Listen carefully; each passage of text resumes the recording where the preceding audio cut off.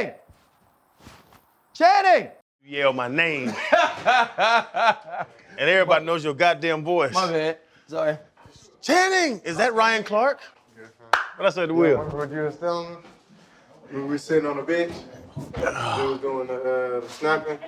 He told me crazy shit. I ain't gonna lie, bro. The funniest episode was the one with Kevin Hart, bro. He just kept asking you. He was like, hold on, one more time. He was a fool, bro. It made a meme when he pulled his glasses down. He said, y'all hear what this saying out loud? He said, y'all these people? Y'all hear what this saying out loud? Huh? My dog got too much Christ in his life. I'm not even finna bring him on that with You you. talking about? I'm not finna let you Jesus loves pleasure. Jesus brings pleasure to people. And he enjoys people to be pleased. And I'm here as a representative of God. I just don't know. But no, I don't wanna know. this is the problem with sexual actions.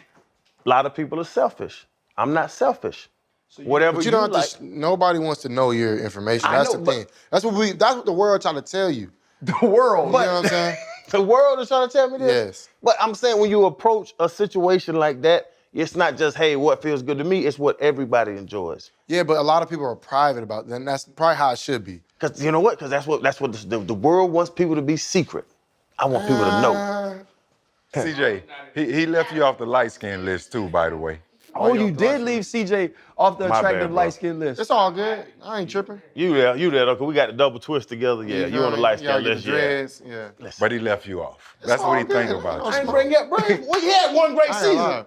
One great season. What does it have to do with anything? Because that's when you representing us as a people, yeah, man, it's longevity. Okay. He got it, though. Yeah, he does. He'll be on it. Hold up, limitless. Niggas to me can't pin in it. I fought the here to witness it. Get my people feeling militant. Way I'm feeling, get me up. On the mission, get me up. Knowing me, I got the key. Only vision I can trust. Trust, limitless. Niggas to me can't pin in it. I fought the here to witness it. Get my people feeling militant. Way I'm feeling, get me up. On the mission, get me up. Knowing me, I got the key. Well, man, welcome to the show again, bro. I think it's great to have alums. I remember still when you walked out the day we did the show with you and Bijan, all three of us was like, yeah, he the one.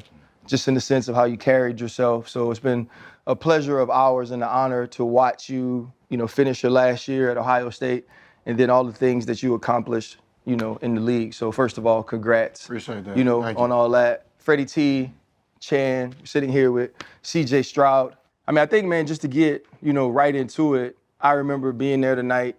You got drafted, the emotion, Bryce goes first, then it's you. Just tell me a little bit about what that moment was like and why it was so emotional, as soon as you heard your name called. Appreciate y'all having me back, by the way. But honestly, man, it was a dream come true. Like, I know, people say that all the time, but, when you actually do something that you, dream since you been a kid, it just hit a little different, And as I was getting up, hugging all my family, my brother whispered something in my ear. He just was telling me, how much my dad was proud of me.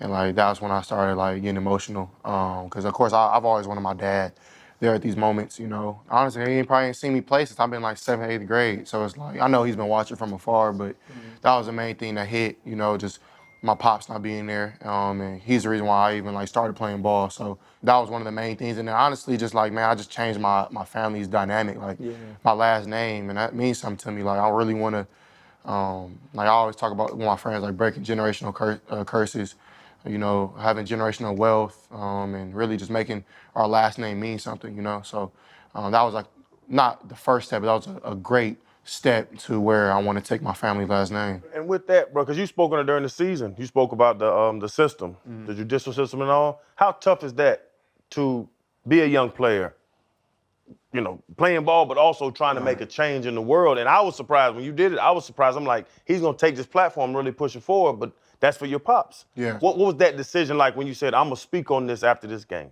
It was on my mind heavy, I just talked to him probably a day or two before. And honestly, it was just something that I think it just came on my heart. I just man, it was kind of spontaneous. I was looking back at my mom and she didn't know I was gonna do it, but I can just see her reaction. She was just showing just total support. So honestly, of course, I'm a very private person. I don't like people in my business, but in a sense, I think that's selfish. You know what I'm saying? To that other little kid, from anywhere in the world, that could be looking up to me. His parent or his loved one or somebody could be incarcerated, or um, it could be like anybody. It can be a little girl, it can be a older person, it can be whoever.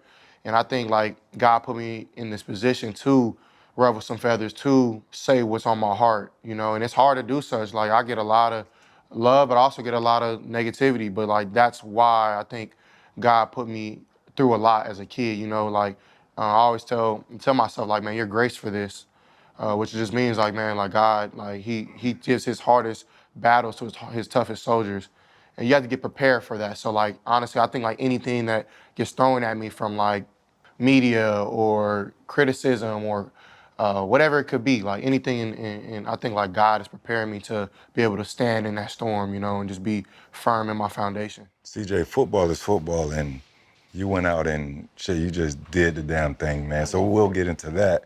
But just to extend the conversation on something that's near and dear to your heart, with what Channing said, when you have the likes of the Meek Mills, Michael Rubins, Wallow, they take their platforms and they echo your message and reform, and really fighting for you and fighting for your father to kind of help extend that message. How does that make you feel, seeing these guys really taking your message, recycling it so it can get in front of the masses so they can help try and bring your father home? It's huge. When you talk about being selfless and being a stand-up person, like those are all three of those guys. Like you can look back and see they've all been through something, And even like for Rube, like me and Ruben got really close around this time last year, and it's been a lot of just conversations with him, just bringing back unity in the black culture. And he's not even black, you know what I'm saying? And for him to even like think like that, I think it's dope, you know what I mean? And I know from a bird's eye, like people are like, man, who is this dude or whatever? But like when you talk about a stand-up person who cares not only about his like core group of friends, but people outside of that, like I think, man, like we need more people like that in this world, Like it's not about black, white, it's not about where we come from. It's all about, man, just love and unity, And just with the Reform Alliance, man, they've helped me out tremendously. I always used to think I was the only one. Like I was always think I was maybe the only kid going through what I was going through. But ever since I've spoken out about it and like been to the dinners and been to the meetings and things like that, and I've been trying to get more involved since the season has ended. Man, I'm just seeing like so many people that have been through what I've been through and then can relate. And like that's everything. That's like therapy, And like, as black people, as black men, really, we frown on therapy. Like we think it's a negative thing, but when you talk about your issues more than like going against from it, like going away from it, I think that's the better of how we make the world better. You know what I'm saying? So those guys, man, I'm super appreciative of them. Super appreciative of my guy Rob at Reform, Jessica, like all those great people at Reform, definitely doing a great thing. It's not only just about my dad; it's about everybody, in that criminal justice system and with bringing back parole rules, like parole laws that just don't make sense. Like it's a whole umbrella of things that needs to be fixed. Love it. You mentioned Michael Rubin, owner of Fanatics. He mentioned Meek, Wallow. You've been at dinners, I think, with like Kim Kardashian and all these different things. You obviously have to play extremely well to reach that level of notoriety, right? And also celebrity. What has that been like for you in learning to move in those circles but continue to be CJ Stroud? Yeah, it's something that I think like a lot of people can get confused, on like the people who you associate with, what you see online, than reality. And like I live in reality. I'm a real person. Like I know I play on TV. You can consider me a whatever you want to. I don't think I'm a celebrity. I think I'm just like all my boys back home. Like I'm still me. You know what I'm saying? And I think that's the biggest thing that I wanted because I had a feeling like maybe I didn't have a feeling. I knew that I was gonna play well because I had confidence in myself. You know what I'm saying? So I knew it came with a lot. So I was like, man, I'm just gonna be myself. Whoever I'm talking to, where I'm at, who's in front of me, what camera, I really don't care. Like, I'm gonna just be CJ. And I think a lot of people get confused because they see this idolized like person. Like, and I don't do it for that, Like I really do it because I think like I really just wanna be an advocate. I wanna be somebody who can trailblaze not only the word and God, but also just the black culture and just being a young black man in America. It's hard, you know. And I think a lot of people when they sit down with me, because you know, from a bird's eye, I can be whatever you see on camera. But when you sit down with me, you can see like who I really am as a person. So whenever I get to a room or something, like I'm just gonna be myself. Like it, lump it. Like I don't like it, it is what it is. And that's really just how I rock with that. We had Jaden Daniels on the show right after he won the Heisman. And man, we thought it was amazing to hear him talk about you guys playing youth football, you know, and he expressed how much you wanted it, how you were different than all of them, and the hunger and passion and what drove you. To see Jaden do the things he's done, to see Bryce do the things he's done, and all you guys are Cali, and yourself, all you guys are California guys. What is that a testament to at the end of the day? I would say we the best. Like California brings the best quarterbacks, and I even think like DJ's on his way too. You know, and we even got young guys coming up. But like that's the thing I think I love about where I come from. At least in the football world, is like we all support each other. We all love one another, you know. And of course, it's a competition. We all want to be the best, right. But it's like we all support each other through that. And I was jumping for joy when Jaden won, like because I've been in those shoes. I sat in that chair and like, man, I want to win. And I got shot down twice, you know. But like, and Bryce won one, you know. Like all really on like we all care about each other a lot, and we all want to see each other succeed. We all come from families where they all support each other, and I really like. I'm just proud of everybody, you know, just because it's not easy where we come from. You know, a lot of negativity and it's a lot of positivity. It's a little bit of everything, you know. But we chose to be really focused and disciplined in our craft, and it's paying off. Would you trade your rookie season for a Heisman Trophy? Heck no, no sir. I would never. I'm a firm believer in like everything happens for a reason in God's timing. Like right. I can want something real bad, but if it's not in His will, then like it's not in His will. And I'm not. When I was younger, I used to really trip off that. Like I really used to want to be like in the limelight, or I wanted to be recruited. I wanted to be the 5-star, but I wasn't ready. And like looking back at it, like I thank God for that, because like if I would have got it early, like who knows who I would be right now. Like I could crash out, you know, not be humble. You know, I think through everything, like I was being taught humility. And I think even for like Jaden, Bryce, like all of us, we all have our different paths. DJ, we all have our different paths, but it all makes sense for our lifestyles and our personalities and, you know, our families, you know. So it's nothing better than doing what's right at the right time. You know, timing is everything. So I wouldn't trade it for sure. I'm going to steal something from Freddie because they call him Freddie Flowers. Bro, you went crazy your rookie year. Appreciate that. You leading the league in yards per game. Like, real talk, like with the top dudes. What was the evolution that you had? Because we sat down with you a year ago, and we saw you coming out, and we like, when you left, we was in Austin, and you left, and we was like, oh, okay. We saw your persona, we saw your leadership. Like, when you sit down with a man, you see different things, and then you go crazy, but the whole thing's about evolution. The whole thing's about getting better as a person, better as a man, better as a ball player.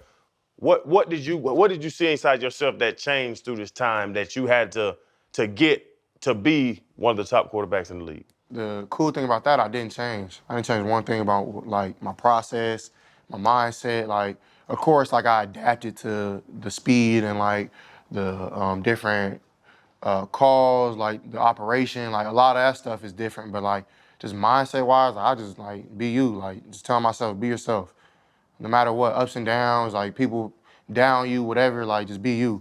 And honestly, it took me home, you know, like I always like looked up to Mahomes and Burrow and Jalen Hurts and all those guys, but I'm not them, you know. I can never be them. I don't want to be them. So I was like, man, like what is gonna make me be the best? And you, like everything I've done to this point has worked. So why would I like go away from that, you know? So of course, like I've matured a lot. Even like I feel like I've always kind of been a mature person since I've been young. But like even this year, I'm matured I'm a real adult. Like in college, you think you're an adult. You're not. Like you're still a sense of a kid, because like you're really relying on other people to do a lot of stuff for you.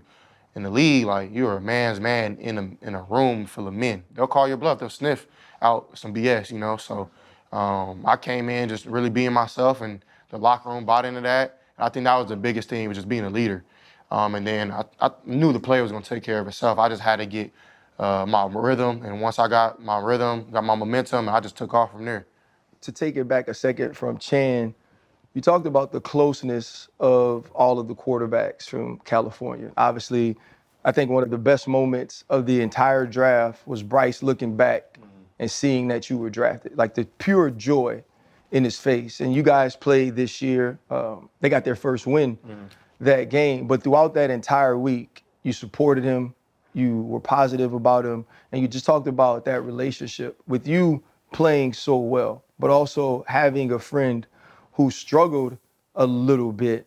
How did you feel about some of the things he was going through? And did you ever even just have an opportunity to chop it up with him about some of those things and the differences in y'all experiences? Yeah, we got to talk a little bit after we played them, and honestly, I was upset because we lost. We should have not lost that game, but I was excited and I was happy for him. And we talked about a lot of stuff. And honestly, what I told him, like, man, a lot of stuff is not in our control. Right. And one thing I've learned, like even through college, is like it really like it's up to you to like figure it out. And it's sad to say that, but like it's what it is because we're the ones being talked about.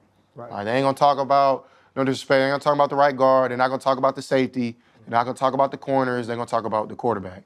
And we're those guys. We signed up for that. So in his shoes, I feel like a lot of stuff didn't go his way that was out of his control. You know, like you can't make a play if somebody don't block. You can't make a play if somebody don't catch the ball. Like, and when you watch the tape, like Bryce did a lot of great things. Yep. You know what I'm saying? He's gonna be a great player, but it takes time. You know, like I think I came into a situation where, you know, we were struggling. I know, but like we still had a lot of good pieces, and Nick Casario, our GM, brought in a lot of good vets. You know, D'Amico was the perfect coach for our type of team. So like, I think our rhythm, and you know, like I said earlier, like, everybody's path is different. Like maybe I had a good rookie year and Bryce is gonna have a great second year, you know what I'm saying? And hopefully I do too, but like I know everything's gonna be fine for him. And I told him, like, you the one, bro. Yeah. You the one for a reason. Like, don't ever like, and he's not going to, but don't ever look at yourself different, bro. Right. Like ever. Like, I think that's one thing that like is a testament to where we come from. Like, you can be going through whatever, but at the end of the day, like, all we got is ball for real. Like Yeah. you gonna figure it out, bro. Right. Like, no matter what. He cares a lot, so I know like that's gonna take him home. Coming into the season, it was said that the Carolina Panthers positioning their organization was the best for a quarterback. And to be real, they said that the Houston Texans was the worst. They were coming off of 2 lame duck coaches that were fired after a year. They had hired a rookie defensive coach.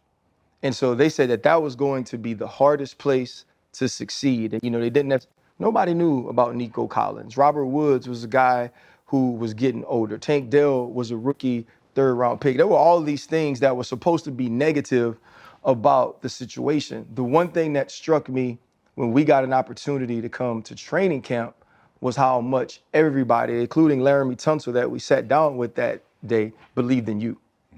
How they believed in your leadership, your skill. And I remember watching the preseason tape and I was like, okay, he's gonna get it. I think you threw an interception in one of your first games against New England. My first drive, yeah. How do you feel you were able to win the locker room over and establish that leadership position so early in Houston? I think all the best leaders I've been around were great followers. Of course, that's not like doing whatever, but it's like in order, because I'm a rookie. I don't really know. I don't know what I don't know. So I came in with a mindset like, yeah, I want to be a leader on the team. I want to be a captain. I want to do all this leadership stuff, but like, I want to earn it. So honestly, my first step was like build trust. How can I build trust with my guys? Like, how can I spend more time with them and let them know like this isn't for fake. Like, I'm not just trying to be a leader. I really want to be brothers, because the closest teams I've been on has been the best teams. You know what I'm saying? Like, the best teams I've ever been on in my life have always been super close. We're all brothers. So really, I think one of my first weeks out there, we went bowling. It was me and all the O-linemen. And like, I was just showing my personality, just being me. You know, that's one thing, like, through everything, I'm just gonna be me. I'm never gonna try to like say a funny joke if it's not on my mind. Like, everything's gonna come off the dome, you know, like, just me being who I am. And so we did the bowling. We did OTAs, like, I had dinners at my house. We had dinners like at restaurants, you know, just chilling as boys.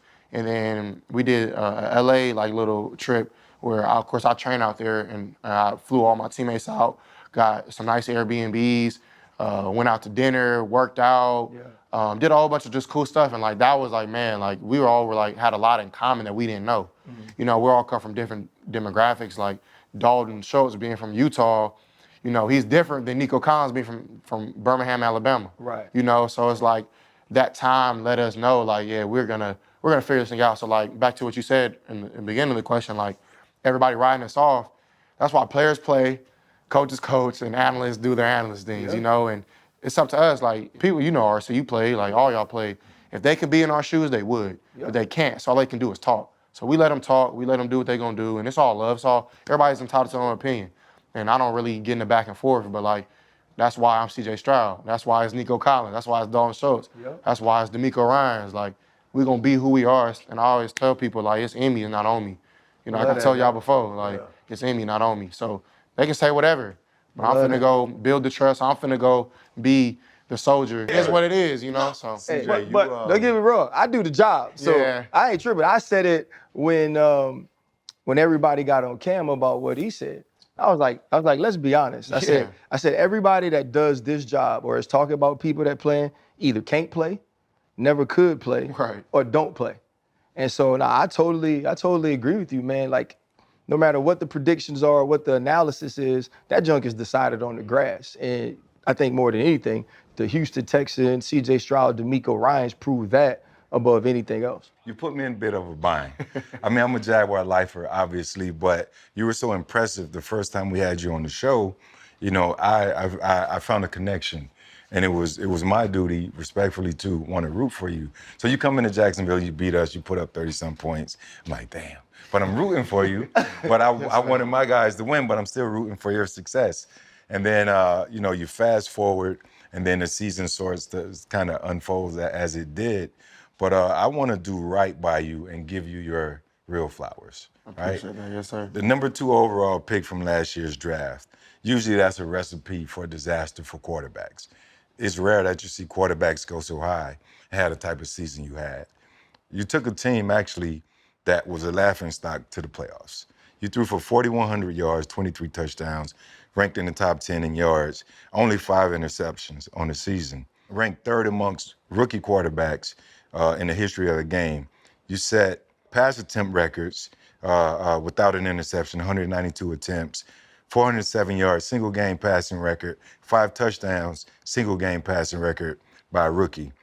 You joined Joe Montana and Tom Brady as the only players in the history of the league in passing yards per game and touchdown to interception ratio. Both of those guys are Hall of Famers. That's doing you justice and saying you had a hell of a fucking year. Man, bro, it's fucking, we're all proud of you. We felt like big brothers throughout the entire season. Did you see CJ? Did you see the player? Like, we were here saying, man, he got what it takes, bro. So I just want to say well-deserved. Thank you, bro. Everything you've done is well-deserved. Keep pushing forward, man. Thank you, bro. That's love, man. You know, it's crazy because, like, I looked up to y'all. You know, like, I was probably, I'm not trying to make y'all feel old, but I was a young kid when y'all were playing. You weren't born. You never saw Fred play. Oh, I seen Fred. Fred's a dog. This is when the Fred a dog. ding, ding, ding. Never This is watched the joke. Fred I saw play. it, man. Never watched Fred play. I sure did. Who did I play? YT Tittle, YA Tittle? Who was it? He was talking last night, talking about boy Dick Buckets was a banger. Why they do you like that, Fred? Because I know I just be chilling. They know. I can take it. I got tough skin. So Yeah, that's all love. we had you on the show, and you talking, and we saw like your persona and your, I don't know, testosterone. Like I saw, like, damn, CJ got a little something to himself. But you have to prove yourself in that league. Like, you can be as great as you are. You weren't All-American, but we were All-Americans. So, like, you were balling in college, but then you get to that league, and you kind of got to figure it out. When did you figure it out? Because we saw, like, you bring up Tank, you bring up Schultz, you bring up Nico. The boy, y'all went to balling, and we sat back as, like, the OGs kind of like, oh, CJ about to do this damn thing. When was the point where you was like, oh, okay. Not being cocky, but that, oh, I can do this. I can be one of the best in the league. Because as we sit here at the goddamn Pro Bowl, you one of the best in the league. I appreciate that, yeah. I would say after week 1 against Baltimore. Because I knew when I turn on the film and watch Roquan, watch Patrick Queen, watch Kyle Hamilton, 92 up front, I watched them, I'm like, yeah, they probably the best defense in the league on paper, and they proved it that day. And I still had a pretty decent game, especially for my first game. And like from that point on, I'm like, okay, like I'm just gonna go out there and I'm gonna be myself. Like I feel like that first game, I was just trying to fill it out. And that was a terrible mindset to have, you know. So we played Colts week 2, and I went crazy on them boys. Like we lost, but like I think I went through for like 380, 2 TDs. My numbers were good, you know. So I was making the right reads. I was moving defenders with my eyes. I just got back to doing what I was used to doing. And then we played week 3 against Jacksonville. Yeah, I went trim on them boys. Yeah, my bad, Fred. Yeah, Nah, it's all love. It's all love. The thing that was crazy about it though is because I had so much respect for Jacksonville. Right. And I think they kind of came in like, oh, this is a rookie quarterback. Yeah. And like that was the last time that happened. Like we played the Steelers week 2. They didn't treat me like the rest of the season. I never got treated like a rookie quarterback because they would just blitz me. I just would pick it apart. Like you blitz me, I'm gonna go there. Like I just played a game, you know, against the DC. You know, you want to take this away? Okay, I'm gonna be smart, take the check down. And it took about like 3 weeks, 4 weeks to get used to that. I was always trying to take the shot, trying to squeeze the little window. Like sometimes just taking that completion definitely helped. But like back to you like saying my like numbers and everything. Like that was my first time ever like hearing that out loud. So I appreciate you just doing that, bro. I didn't do you the service that you deserve. You missed 2 games. I did miss 2 games. See, so that's definitely top 5 if you go back based on your averages. So I feel like I would have beat everything though. Like that wasn't my goal to like kill the rookie. I wanted to be the best in the league. I wanted to be MVP. Yeah. And I told my boy Caleb after we played the Steelers, he like, man, you definitely gonna get that rookie of the year. He said something like that. I'm like, that's cool. I want the MVP. And I think since I missed those 2 games, I kind of got out of the race. But it's all good, you know. Like I got next year. You know, I'm gonna just work my tail off to get that done next year. But I wanna do more than just MVP. I wanna be one of the best ever, you know. And I think I have the right to think like that. And I think I can do it. I was asked when I knew you had it, and I said week 1. And when people were asking me about it, I was like, that's the difference between watching every snap and just looking at stats. I said, because if you watch the game, you saw him on 3rd down not make bad decisions. I was like, he didn't throw the ball into bad coverages. He was comfortable throwing the ball in front of the 1st down marker and allowing his team to try to get run after the catch if that's what it took. And I think it does take a lot of quarterbacks a long time to get to that. But when Channing was kind of asking you, when did you know for sure, I thought about 2 separate games that came to mind for me. Well, it was 3, but I'm not going to talk about Pittsburgh because I'm not. But this is like the hard part about TV is like people see skin color. They act like they don't, but they do. They don't just watch the film. Because I remember with you in college, I was like, man, this dude can make every throw. He has great pocket presence. And people were like, well, we got to see him run. And I was like, why? Because he's black? Right? And then obviously you have the Georgia game. And I was like, okay, now we could put that to rest. But you play, to me, a ton like Joe Burrow. Right? You move the pocket when you need to move the pocket. You make the right decisions. You can make every single throw. That's why he was the 1st overall pick of the draft. That's why you were the number 2 overall pick of the draft. But you had a game against him in the Cincinnati Bengals where you went absolutely crazy. And then something we talked about during the precision passing too was the battle with Tampa Bay and Baker Mayfield where they leave 40-something seconds on the clock. For you, when you're playing in these games against whether it's high draft picks, Heisman Trophy winners, great quarterbacks in this league, how much of a challenge is it to you to not only win that game, but to show that you're the best quarterback on the field, one of the best in the league? And tell me a little bit about those 2 battles for you. Yeah, that's a great question. I think when I come on the field, like I was telling like Derrick Henry, we were sitting on a bus yesterday, and he didn't really like. A lot of people don't know, like I would say like the dog that I have in me until they meet me and like sit down with me. Cause he was like, man, I thought you was just a nice dude. He was like, I didn't know you was like this, but I was basically explaining to him like the mindset I have when I step on the field. Like I want people to like, I wouldn't say I want them to fear me, but I want them to know like I gotta be on my A game. I gotta be on my shit because CJ on the field. Point blank period. Like this dude gonna challenge me every play. Like he ain't gonna take no play off. He not gonna like everything I do right now from play 1 to play whatever we gotta go to, like CJ gonna be out there.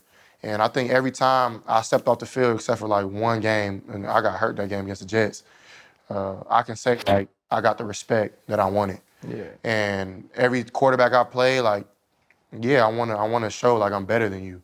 Like I don't think there's nothing wrong with that. Of course, it's respect. Like, I respect Burrow. So after we played, I'm like, man, I think I model my game after him in a sense. Yeah. It's like I want people to know like CJ coming. Like it ain't just this ain't the old Houston Texans. Like nah. Well, we haven't been bad forever. You know, like JJ Watt comes and talks to us a lot. Like see him a ton. Andre has been an amazing mentor to me. My boy JJ, Jonathan Joseph, great corner in this league. Like we had some dogs, Brian Cushion, you know, like Jadavion. And I just think we need that back, get that swag right back. And going to those games, like the Bengals game, that was our first big time game. Like I think that was the first time we actually played on live TV. And I knew it. And I was like, okay, this my coming out party. And it was back in Ohio, back where I played college. And we ran out, and I just hear boos. And we went we had a decent first drive, and then we came back out, and I think one of the dudes was like just talking mess. And I was like, all right, bro, I'm gonna be here for 60 minutes, like I'm not tucking no tail, like 'cause he like bumped me after I threw a pass. I was like, you better be, like, I'll see you after the game. Right. And I seen that same dude after the game. Oh man, you the best, like you know, and it's all love. Right. And I'm showing her love back, but it's like, you can think what you want to think about this rookie, young dude, like whatever. Like I'm gonna be here for 60 minutes. Right. I might throw a pick, I might make a mistake, but I'm here, you know. And then I actually threw a pick at the end of that Bengals game in the clutch, and they came down and tied it up. And I remember I went to D'Amico. I was like, Meek, I got you. Right. And we came down. I hit Dalton over. Actually, that play to Dalton wasn't supposed to happen. So it was a front side read. And they played like a tricky zero, and then they went out to cover 3, and they did a good job by getting depth and taking away my first or second option. Mm-hmm. And if you see, I'm like yelling at Dalt. I'm yelling him, and I don't want to give our name away, but I'm telling him like, do this, and he can barely hear me. And like me and him have gotten a good feel on like how to play together and like just getting open. And he like looked like that, and I like bet. So I knew if my first option wasn't there, or my second, I knew Dalton was gonna be open. So like I'm clapping because I see the clock go down, and I go first, second, and I go, and Dalton open, and I give it to him. We get down. I threw it to my boy Boone. He gets out of bounds, and like this next play is like the biggest play because it's either we get in field goal position or we don't have no timeout, so it has to go out of bounds. And I took a risk because it was an end breaker. So actually we had one timeout. So we take the end breaker, Noah breaks the route. Actually the dude stole his glove, and he take off, and we get in, we kick in, and we win a big game against Joe Burrow, which was big for me. So that was a big point. And then Tampa Bay, back and forth, we lost our kicker. Yep. And that's just a testament like how tough of a team we are, you know, and we didn't blink. We didn't blink at all. And I think I threw for like 470 or something that game, something crazy. The one thing I remember from that game is just like the eyes I got in the huddle. Like every play call, like that last drive, wasn't like, man, we lost. We got 46 seconds. It was like, what's the play? Like, we rocking what you see. You know, like the main dude was LT. Like, you know, LT, like he a vet. Like, he not doing nothing extra at practice. Like, you know, like y'all sat with him. He's the coolest O-lineman in the world. And like he will call your bluff, and he knows real, he knows fake. But every time I know we gonna score is when I look at LT. He like that's his look he gave me. Like, look at me with his eyes all big. He shake his head. Right. And he got like diamond teeth. Like, it's like he got the whole thing going. He big and cute. I gave him a hard time when he came on. The big cute dude. Bro. You can't beat 350 with the diamond teeth and with the. He got his own swag. I don't call no. I don't know, swag. I don't know, dog. But he's very secure. But LT, yeah, he a dog though. Yeah. Like, he might have a diamond teeth, but he a dog. Yeah. And so we called the first play. I hit Dalton on a little shallow. Tank. We called a timeout. Yeah, so the Tank one, honestly, wasn't supposed to shake out like that. Like, it's a bench route, so they're supposed to be flat. But me and him just having, like, we real life brothers. Like that's my boy. Like, I love Tank to death. Like, I'll do anything for that dude. And that's that connection we built off the field, like in LA. It's like them conversations like, hey, if we get cover 2 and you got a corner route or an out route and it's deep, don't even fool with that corner. Take it high. I'm gonna meet you at this spot on the sideline. And like Dalton did a good job. It was really Dalton who helped because Dalton took his flat route high, and that got the corner to like. And I looked it like I like looked at the flat and threw it. Honestly, I didn't even look. I didn't know where Tank was gonna be because I threw it, no look, and I got hit. And so I'm just like laying down and look, and he catch on the sideline. And then actually Slow, our OC, put that play in, that last play, the little short post to tank. We didn't have that in all week. That was the first time we ran that, and we scored. So it was a cool moment. I mean, squabbling on that boy Bake. Bake tried to get he hit it right before that. Bake a dog though. Yeah. He a dog. I got a lot of respect for that dude. He a dog. Bro, you Rain Man? How do you remember all this shit? That's that Bro, you quarterback talking about, memory, yeah. But, bro, just that to this, the Hank was here and the corner was sitting cover 2 and all like that. That's special. Do you understand that that's special? Like, it's the shit, who was that coach today? McVay. McVay can do that shit where it's 2011 and third and 14 and all that stuff, bro. That's special. I appreciate like, it. That's a difference in a young quarterback and being successful as you are? Honestly, I don't. Like, I feel like it's how I've been my whole life. Like, my boys, like, they would sit there, they're like, man, you remember in high school? And I'm like, yeah, it was cover 4. Yeah. And like, it was quarters, or it was like, oh, that was third quarter. We was down by, 7, and we had 2 minutes left in the third, and we need, like, I don't know why, but like, I have terrible memory and other things. But when it comes to football, like, I can tell you probably exactly when, where, what cleat I was wearing. Like, oh, it's just something I can just kind of do. That is exactly how my brain works, which gets me in trouble in like real life, because people who know me are like, yeah, you can talk about what happened at Archbishop Shaw in 1996 in the 4th game against Evangel, but you can't tell me this. I was like, because I don't really care about that as much as I care about that. So that's why. But I think that brings me to a different point, and I love the fact that Shannon talked about that. There was a narrative that was put out about you about a test, pre-draft test. Yeah. And I loved your answer. He's like, I don't take tests. I'm a football player, right? I'm a quarterback. Was it just your experiences, your success, just knowing who you are that allowed you to say that so confidently in what was a time that at least I felt like there was almost a smear campaign against your ability to process as a high-level quarterback? Yeah, honestly, bro, that was a tough time for me. I called my agent David, and honestly, like, man, I was hot. I was super mad, like, just because I knew that it wasn't, one, I knew that it wasn't real, and I knew what I put on tape. And, you know, being ball players, the eye in the sky don't lie.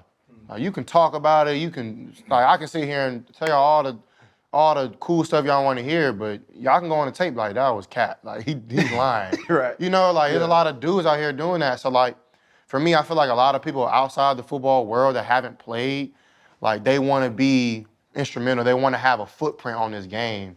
And, like, sometimes, like, that's not what we need, you know? Like, no disrespect to those guys. Like, it is what it is. Like, I don't think S2 had ill intentions, but, like, that just wasn't that's not who I am. I'm not somebody who you can put a whole bunch of roadblocks and, like, numbers and signals and, like, shapes, and, like, that's not how I learn. And I think there's different types of geniuses. Yeah. Like, I'm not Albert Einstein. I'm not these other mathematical or, like, scientific people. I'm a quarterback.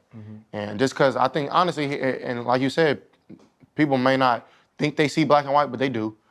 And I think that had to do with a little bit of just me being who I am and how I carry myself, and my hair, and like how I talk, like, you know, like just little stuff like that. And I thank God, like, I was the one who went through it. Like I said earlier, I'm graced for everything. I'm prepared. I'm well equipped. I have the armor of God on me, where there's nothing that can deflect what God has meant for my life. So, like, I walk with the confidence and the boldness of, like, man, like, it's cool. Like, keep doing it. Like, I love it. Like, please. I tell, like, me and my boys will go to the gym, and I tell them, like, we have, like, a 3-point, like, we do, like, all around the world. Yeah. And I tell them, like, make noise, like talk mess, like, do whatever you got to do to get me off my game, because that makes me focus even more. Yeah. Like, that S2 stuff, that gave me a bigger chip on my shoulder. Like, I'm finna show these dudes, like y'all got it effed up. Like, for real. Like, I'm like, don't get me wrong, I love the Lord and I love God, but, like, I'm a dog. Like he put that in me. Like, I'm not playing with nobody. Amen. So that's kind of how I feel about that. And it's all love, though. Like, I'm telling you, like, I'm no ill intentions. I love everybody. Like, that's what, when we said that, though, when you walked off that day, because we had been around a lot of young people, young players, young quarterbacks, how can I put this? We said you were a real one if I'm talking on TV. You know what I mean? And I think that has shown throughout. And I love the fact that you talked about your hair. You talked about the way you talk, the way you carry yourself, because I love your authenticity. And, you got to play against Lamar, who I think is authentic as well in your last game. And, I'm sure you guys got to have a conversation afterwards. But that is huge to see two guys who remain who they've always been, play at such a high level and meet up like that, man. So I thought that was big for the culture and big for the game. It is my favorite time of the year. A time of the year where I actually played, and some people that we know did not. And so the DraftKings Sportsbook has the bet for you. Right now, any new customer signing up with the promo code PIVOT, you bet $5, you instantly get $200 in bonus bets. And the same game parlays is coming down to it, but now we're at Super Bowl 58. Same game parlays, baby. Bet multiple bets on that game, and I'm telling you, you have even a bigger chance of winning that bread, and they have a chance to bet one, get one. Instantly, if you bet and you don't win, go ahead and throw that thing back on there, baby. They gonna watch out for you. DraftKings gonna watch out for everybody. Super Bowl 58, don't be late. Make sure you go and download DraftKings Sportsbook app, get in the game. Hey, any new customer using the promo code PIVOT, you place a $5 bet, instantly get $200 in bonus bets. Now back to the show.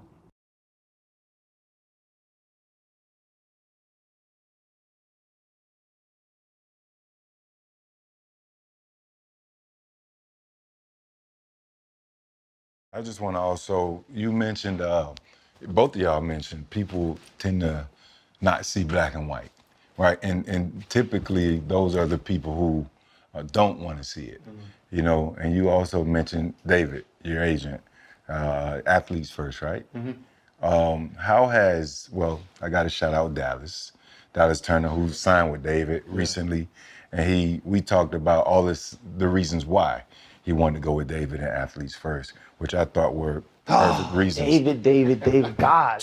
Perfect reasons to go with him, right? David, a monster. Yeah, he is. But that's also the conversation. My man, not just on the field.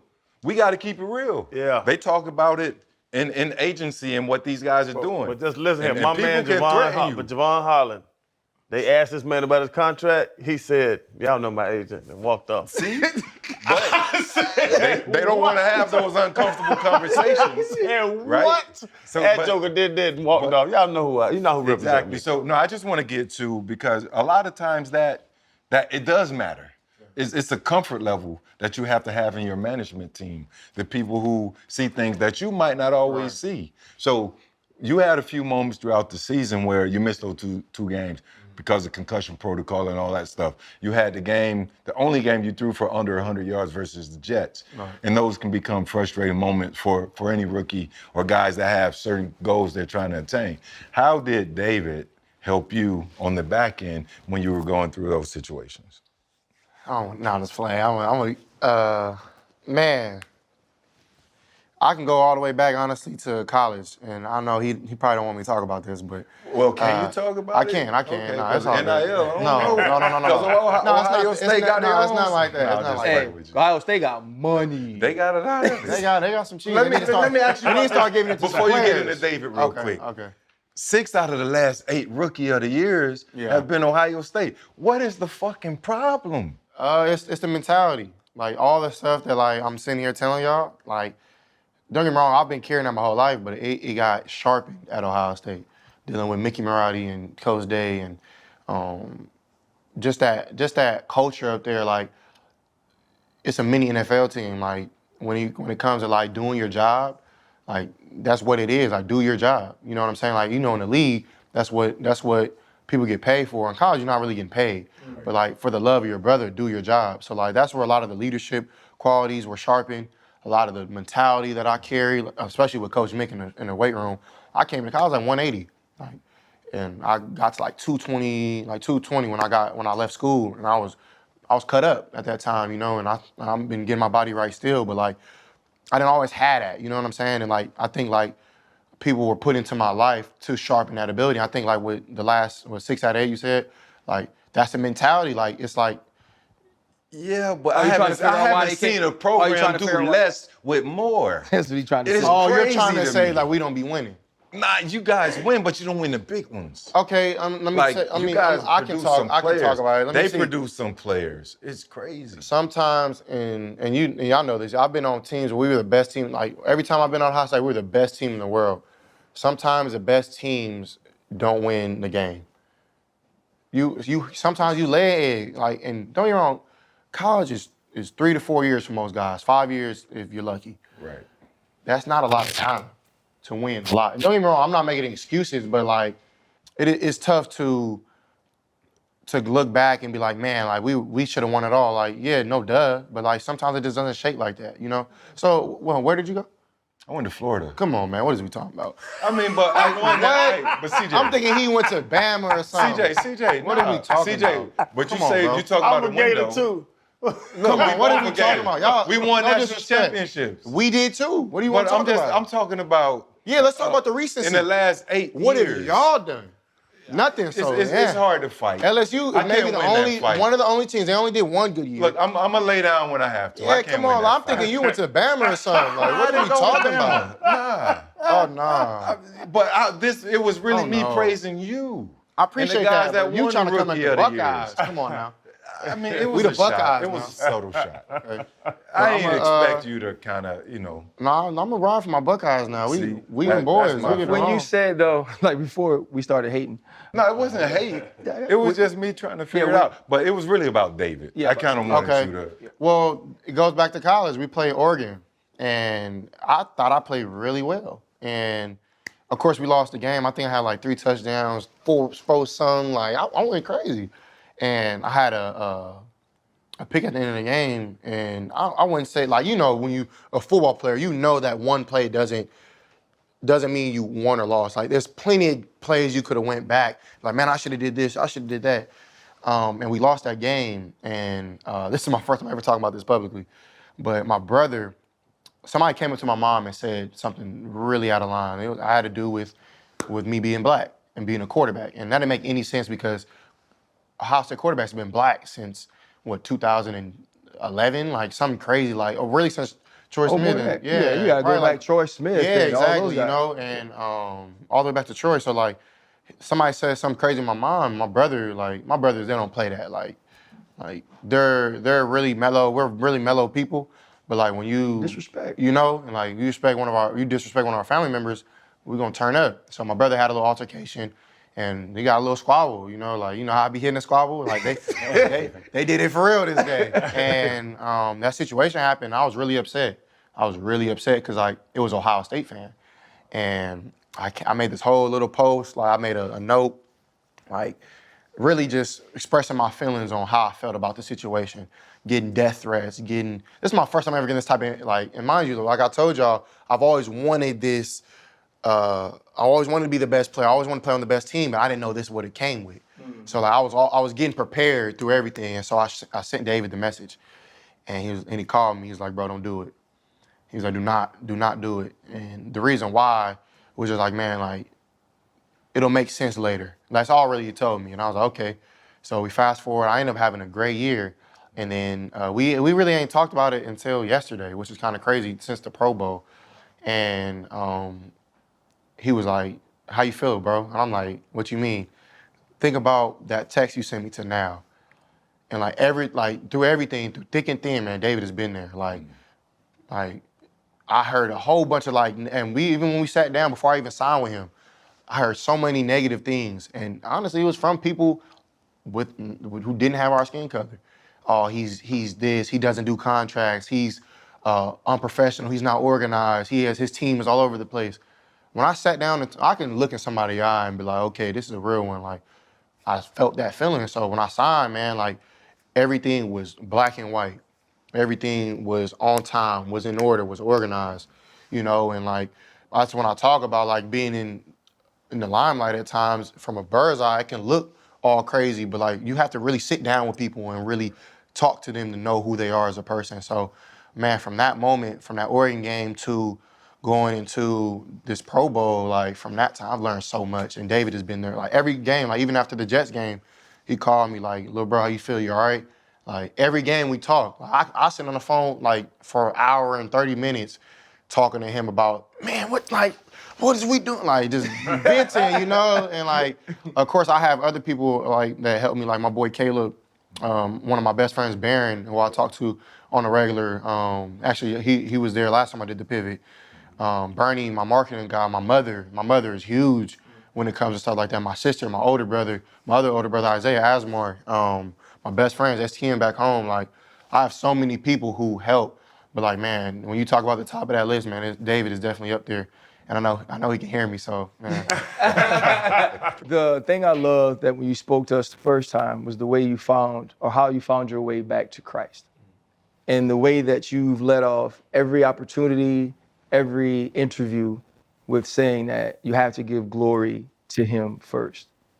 How much has finding that foundation again and being deeply rooted in your faith played a part in your success this season? It's been everything. Everything. Like, honestly, I can't even say this season. I've said since I've been, the day I was born on October 3rd, 2001, like God, my dad and mom have always told me this story.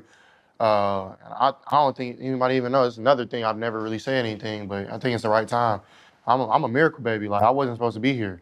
Like, my mom had a miscarriage before she had me. My older sister, Sarah, was born almost a year to the date I was born, October 27th, 2000. She passed away as a baby. And I think my sister Sarah opened up a door for me, you know, and like I always knew like I was a little different when I was growing up.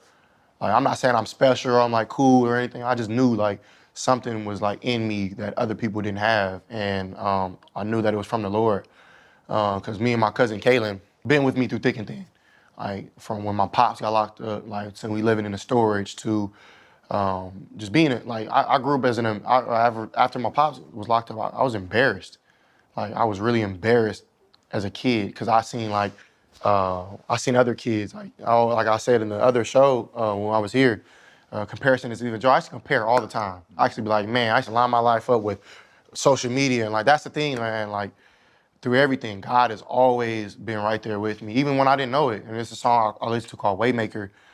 Even when I don't see it, you're there. Even when I don't feel it, like I know you're there. And I think that's like been a testimony to my life, is like through everything. Like God had to put me through the fire. And my pastor, Jerry Flowers, back in Houston, I went to a sermon, I went to a service on Sunday, the day after we lost to Baltimore, and he had a sermon in it, and it's called Let It Burn. So like, when you sit in that fire, man, it's uncomfortable. You don't want to be in there, but like to be who God has called you to be, you have to fight and you have to be in that fire. And when you pick up the cross, like it's not easy. It's harder, you know, like it's a lot harder. And I think that's something that I used to get confused. Definitely like when I was younger, is like, I used to always expect like, I got God on my side, shit, like God got me. It's not like that. Like, It's just, when you pick up the cross, you decide like, I'm gonna rock with this Christ thing. Like, nah, it gets a little harder. And that's why you just gotta let it burn. So I do, and I've been doing this since I've been like 5. Like I'll try to find a video and send it to you, but it's a video when I was like, I was probably like 7 or 8, and I just had got MVP at this AAU basketball tournament because, you know, I'm a bucket. No, I'm playing. I'm playing. But I my dad was like, man, you better give glory to God. Right. So I did it, you know? So like, I haven't been just doing this since people have been watching. Right. Like I've always been like really appreciative of my Lord and Savior, so. I love that. Yeah. That's beautiful. So my last thing is this, bro. You're a quarterback. The game is about quarterbacks. The biggest game of the year is on Sunday. And so we got Brock Purdy, the San Francisco 49ers, so Mr. Irrelevant, San Francisco 49ers, and at least until you take over, the best quarterback in the world and the Kansas City Chiefs. How do you see that matchup, and what is your prediction for a winner? I'm gonna break down the quarterbacks for you because I don't like how people do Purdy. I think Purdy is a good player. I think Purdy's a hell of a player. I was watching a video today on the bus back from practice, and it was like all his touchdown throws, and it was like great throw, basic throw, and like all wide receiver. And like half of the throws were like no, most of them were great throws, but some of them were like basic. There's nothing basic about being an NFL quarterback. Right. Nothing like that. Let's get one thing clear. There's nothing easy about being like. I don't care if somebody seems wide open. Like there's a lot of operation. There's a lot of things that have to go great to get that person wide open, and you have almost everything to do with that. Of course, like other people, like the OC got a call to play. You got to read the wristband right. Like it could be one little thing that knocks off that person isn't wide open. So like let's clear that out. Like I don't think you can play at a high level like he is and just be average. Like that just doesn't happen. You know. Like do I think he's on a great team? Heck yeah. Like don't get me wrong. He has a team full of dogs. That team should be in the Super Bowl. They should be where they're at. But you got to have somebody pull the trigger. Exactly. You got to be somebody that's going to lead the locker room. It's a lot of things that people don't see that I know he's in there doing because they're winning football games. You know what I'm saying? So, like, that's something that I just wanted to clear, man. Like, Purdy is a dog. Like, you seen what he did this last week. Now, I think I'm not going to say he's not top 5 or he is, but, like, of course, like, you put other people in that position, they're going to do well as well. But, like, you can't. You can play the what if game all you want. Everybody can say what if. He's there. He's doing it. You know what I'm saying? So, like, I got so much respect for that dude. And Mahomes, man, like, he's on his way to be better than anybody, you know, and somebody that I respect and I grew up watching. And, you know, him, Brady, Montana, those are the guys that we chasing, you know. So, just nothing but respect. I think the Chiefs are going to win. I got the Chiefs. I think that defense is playing at a high level. I like Bolden. I like Chris Jones. Yeah. McDuffie's 22. Yeah. 38 is Snead. That's the two. Those DBs are playing at a high level. Reed is a baller. Yeah. And then of course Travis Kelce, like that tandem and that experience you can't buy experience. Yeah. You know what I'm saying? So I got the Chiefs. I wouldn't be surprised if the Niners didn't run for their money though. Well, bro, we appreciate you, dog. Appreciate y'all. It was better than the first time. Hell. Yeah. Way better. And I remember saying that to the first time. I was like, damn, we got to get him by himself. What's up? Appreciate What's you, up, bro. bro? David was texting me. Nah, let him finish talking about me. Oh, I know. You know, I'm gonna give it a spot. What I respect the most, and it was subtle, you said that's who we chasing. You didn't say just you, talking about the next generation of potentially great quarterback. I just love your attitude, bro. I love your attitude. Hold up, limitless. Niggas to me, got pin in it. I fought the head to witness it. Get my people feeling militant. Way I'm feeling, get me up. On the mission, get me up. Knowing me, I got the key. Only vision I can trust. Limitless. Niggas to me, got pin in it. I fought the head to witness it. Get my people feeling militant. Way I'm feeling, get me up. On the mission, get me up.